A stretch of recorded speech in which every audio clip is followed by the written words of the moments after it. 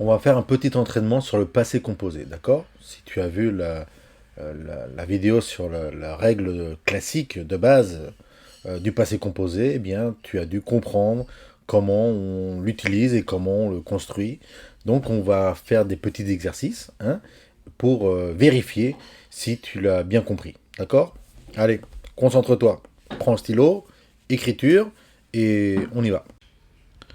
Donc, premier exercice, eh bien, c'est celui de transformer l'infinitif en participe passé.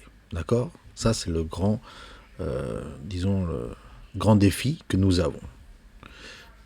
L'infinitif d'un côté et le participe passé de l'autre. Nous avons plusieurs infinitifs, ici manger, qui terminent par ER, parler, écouter et redoubler.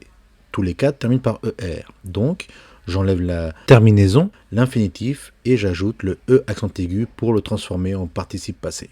Manger, manger, parler, parler, écouter, écouter, et redoubler, répéter, redoubler, et repetido, repetido. Donc voilà, les infinitifs en ER se conjuguent avec le E accent aigu. Quant au verbe qui termine par IR, eh bien, on enlève le IR et on ajoute le I. Finir, finir, réussir, réussi. Ça, c'est le participe passé de réussir, réussi. D'accord? Et après, nous avons des verbes irréguliers, comme avoir, il faut le savoir par cœur, de memoria, hay que sabérselos. Avoir, c'est eu, être, c'est été, prendre, c'est pris, et faire, c'est fait. Bien, un exercice très facile, j'ai écrit la même phrase, disons, de deux façons différentes pour voir si tu sais reconnaître la phrase qui est correctement écrite au passé composé. Donc il faut que tu soulignes. Souligner, eh bien c'est ça. Ok? C'est comme ça. Ça c'est souligné. Ok? Donc, c'est parti. Dans la première phrase, quelle est la phrase qui est correcte au passé composé? Eh bien on regarde. Ici, penser, il n'y a qu'un verbe, il n'y en a pas deux. Donc ça ne peut pas être possible que ce soit un passé composé. Ici, on regarde, il y a deux verbes, il y a l'avoir et il y a un participe passé. Donc ça, c'est le passé composé, d'accord? Donc le passé composé, c'est celui-là, ok? J'ai pensé à toi, pensé en ti. Ensuite, deuxième phrase, les classes de français sont soporifiques. Ça, je n'en doute pas.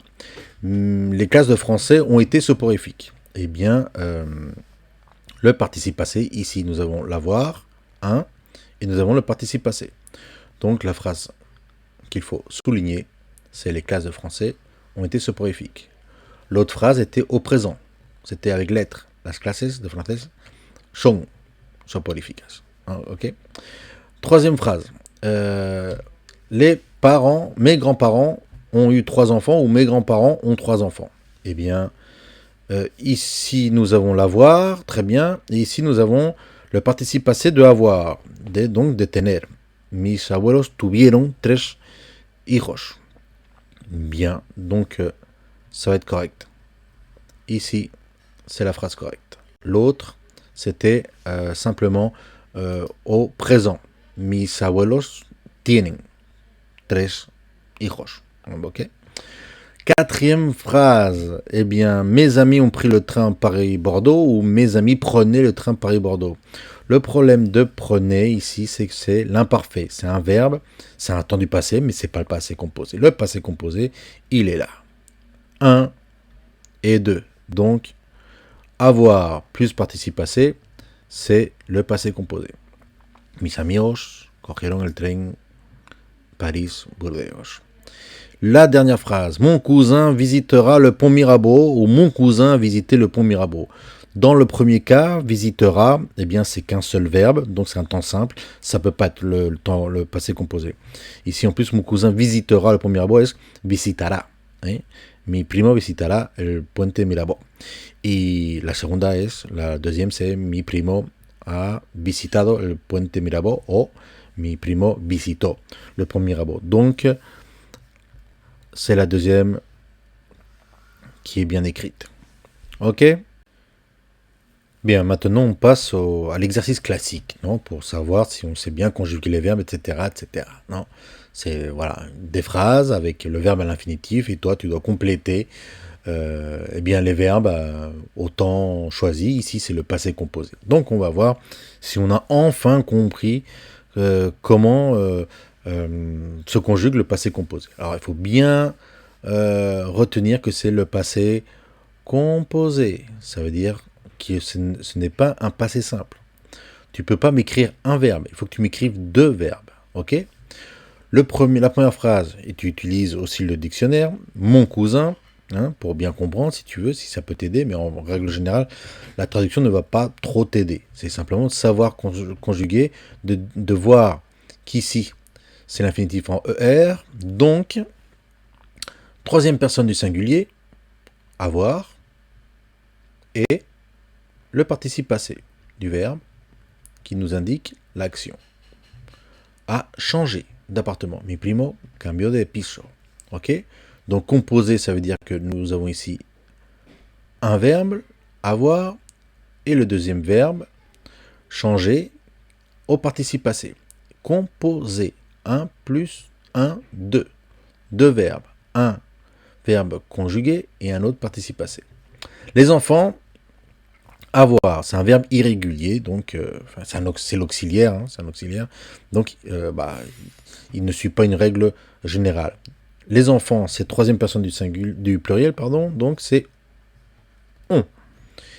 Et le participe passé de avoir, c'est eu. Les enfants ont eu beaucoup de devoirs ce week-end. Los niños tuvieron muchos deberes este fin de semana. On, écoutez, eh bien c'est facile, hein, ER. Donc on sait que c'est avec la troisième personne du singulier, donc on a écouté. Voilà. Même si on, ça veut dire très souvent nous, hein, quand on le conjugue le verbe, eh bien c'est comme si c'était il ou elle.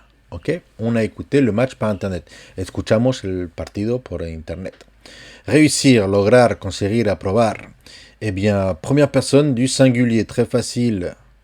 Et, non, aïe, hein, et, j'ai réussi. Eh bien, on écrit comme ça. Avec le i parce que c'est un infinitif en IR. Lo aprobé l'examen de français. Vous, segunda persona del plural, deuxième personne du pluriel. Être, auxiliaire, donc, et verbe irrégulier. Donc, vous, on utilise le avoir, toujours, vous avez, deuxième personne du pluriel, et le participe passé de être. Vous avez été très gentil. Fuisteis muy amable, gentiles, bueno, agradables, todas estas cosas. C'est bien. La directrice du collège, vouloir, c'est un verbe qui termine par OIR, pas par IR. Non, non, IR non, par OIR. Donc c'est un verbe irrégulier. Ici, c'est la directrice, troisième personne du singulier. Le participe passé irrégulier, c'est voulu. Donc, la directrice du collège a voulu connaître le groupe S2F. La directora del instituto quiso conocer el grupo S2F. Les élèves, los alumnos, prendre, coger o tomar. Le bus numéro 15, l'autobus numéro 15. Donc, les élèves, troisième personne du pluriel, avoir, ont, et le participe passé de prendre, c'est pris. Les élèves ont pris le bus numéro 15. ¿Okay? Los alumnos cogieron, tomaron el autobús, el bus número 15. Ayer, comí una pizza d'atún y pepperoni. Wow, super, génial, j'adore. Donc, moi, eh bien, la première personne du singulier, j'ai. Manger, c'est un verbe en ER, donc manger. Ok? Participe passé, E accent aigu. Adorer, me encantó. Eh bien, mais, première personne du singulier, donc avoir, première personne du singulier. Et après, adorer, c'est un verbe qui termine, excusez-moi, qui termine par ER. Donc, eh bien, on va retirer ça comme ça. Voilà, E, accent aigu. Voilà, j'ai adoré. Me encantó. Nous déjeuner, almorzar, comer, mais c'est surtout almorzar. Nous, première personne du pluriel, donc avons, et pareil, ER se transforme en E, accent aigu. Hemos almorzado en el restaurante o almorzamos en el restaurante. Bien, nous allons maintenant faire un autre exercice qui peut paraître un petit peu plus difficile, mais non, vous allez voir que c'est facile. C'est pas difficile si on utilise notre dictionnaire, d'accord? Donc entre le dictionnaire et maintenant qu'on sait la règle classique de base du passé composé, eh bien on peut réussir à écrire nous-mêmes ces phrases et à les traduire. N'utilisez pas Google Traductor, ça ne sert strictement à rien, c'est pour apprendre nous-mêmes. Donc c'est à nous de faire les choses, ok? Bien. On va commencer par habler chino, ok? Bon, pues, habler chino.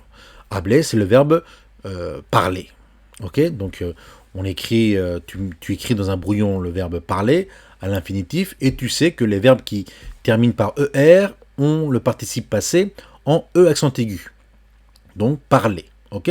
Maintenant, il ne te reste plus qu'à conjuguer le verbe avec l'avoir. Donc, habler chino, c'est la première personne du singulier. En français, on écrit toujours la première personne. Je, mais attention ici, comme il y a une voyelle qui commence avec le verbe, eh bien, on met l'apostrophe. J'ai. Après, on installe, disons, le participe passé, j'ai parlé, et puis après, on cherche dans le dictionnaire, comme on dit chino, et on dit chinois. Donc, j'ai parlé chinois. Après, eh bien, mi primo tuvo un hermano. Bien, eh bien, tu cherches mi primo dans le dictionnaire, tu cherches mi, tu cherches primo. Et il y a aussi d'autres vidéos où on a vu comment on utilisait les adjectifs possessifs. Donc, ici, c'est masculin. Mon cousin, tuvo, c'est du verbe tener, infinitif. Donc, je cherche, c'est quoi le tener en français? Bah, c'est avoir. Donc, avoir, quel est le participe passé? Le participe passé, c'est eu. Donc voilà, mon cousin, troisième personne du singulier. Donc je conjugue le verbe avoir, c'est a, et j'installe maintenant, j'insère le participe passé, eu. Donc mon cousin a eu un frère. Je cherche frère, hermano dans le dictionnaire, et je le trouve parfaitement.